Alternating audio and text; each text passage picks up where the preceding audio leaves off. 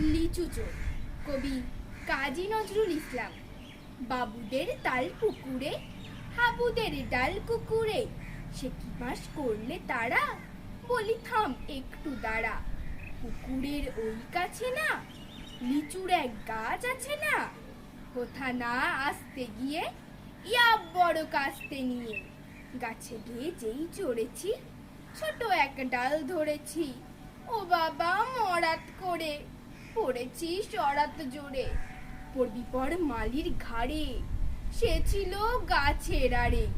বেটা ভাই বড় নচ্ছাড়, দুমাদুম গোটা দুচ্চার, দিলে খুব কিলো ঘুষি, একদম জোরসে ঠুসি।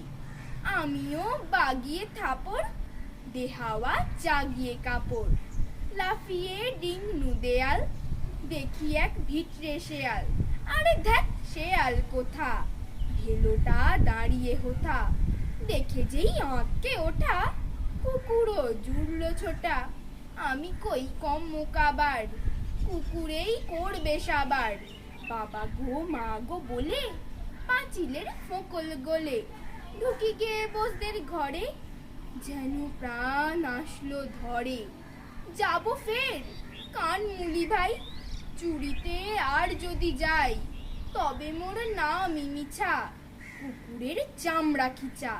সে কি ভাই যাই রে ভুলা, মালির ওই পিটনি গুলা। কি বলিস ফের হপ্তা, তও বা না খপ্তা। নমস্কার।